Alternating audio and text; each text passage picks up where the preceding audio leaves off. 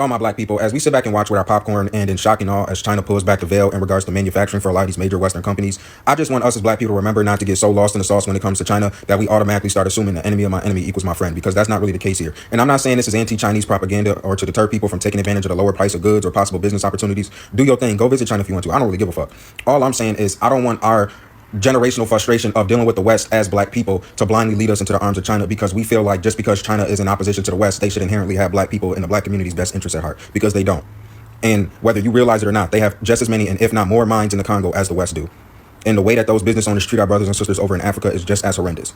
So as we sit here and we are watching the fall of the United States and we are watching the continuous rise of China, don't blindly jump into the arms of another oppressor. We as black people should be able to sit back, watch, and study a country like China and see how they got to where they got over the past 30 years.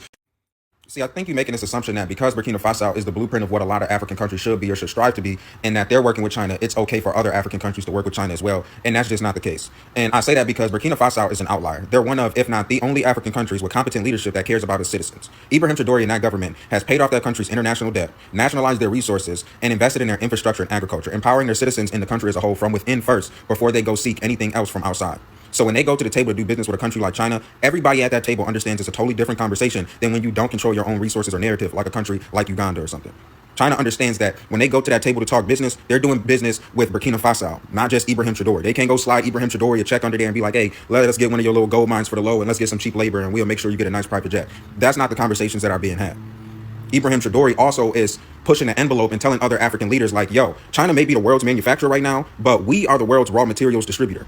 And if we don't get our shit together, they gonna be both. And that's really the biggest thing that people gotta understand. Like, everybody talking about, we've been going to the middleman, like these Western companies have been the middleman and China been the plug and China been the connect. No, Africa is the connect, bro. We are the plug. We have always been the plug. Us and our people are the connect. We are the plug. China would not be able to sustain anything they're doing globally right now without Africa, without the Caribbean. And people have got to understand that.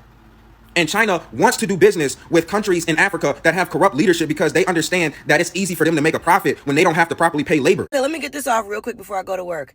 I tell y'all all the time, I only speak from personal experience. I do not make assumptions. Here is my personal experience with China. I did have a Chinese last name for 3 years. I had a Chinese father-in-law, and I flew through China 3 or 4 times. Okay, I had layovers in Hong Kong, Guangzhou, and Shanghai. So I spent some time in China. I spent some time in Chinese settings. I spent time around Chinese American people. And I had the benefit of having a Chinese last name, so that did bring about some assumptions that I was Chinese before they met me face to face. So I got some Chinese treatment every once in a while. With that being said, here's what I know about China based on my experience. Anytime I landed in China, I couldn't access Facebook. I couldn't access WhatsApp. I couldn't access Instagram. Do you know why? Because China is highly censored. They censor their population. This is why Chinese people do not have access to TikTok, except for right now, when all of a sudden they're pushing consumerism onto all of us.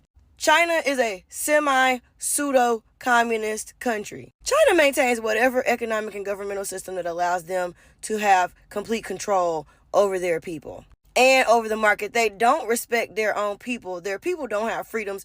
Do you really think, you Americans, do you really think that they respect you, that they respect us? No, absolutely not. There is a reason why these people are on TikTok all of a sudden, desperately pushing these items onto all of y'all. Because they do not have consumer power over there. All the consumer power is over here.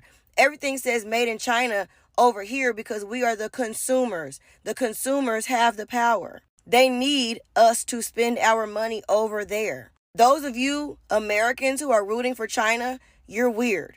You wouldn't last a day in China. First of all, you probably wouldn't even be able to get over there. They aren't even friendly when it comes to giving Americans visas, which is why I've only ever been in the airport, because you're not allowed to leave the airport in China. They don't hand out visas at the airport. You got to go through a process beforehand as an American. They don't respect us. They don't like us. Yet, there's Chinatowns in every major city across the United States of America. I've been to a lot of those too. Why? Because I was married into a half Chinese family. And I always wondered how the hell they pulled off having Chinatown in San Francisco, in New York, in Chicago. I mean, everywhere you go, there's a Chinatown. On top of that, I spent a lot of time in Thailand too. And in order to circumvent the rules in Thailand about the Chinese coming over there and buying up their land, Chinese people just changed their last names, their surnames, to Thai surnames in order to then be identified as Thai. They surrendered their Chinese identity, identified themselves as Thai by taking on Thai surnames so that they could purchase land in the country of Thailand. They play a wicked game, and that's what they're doing right now.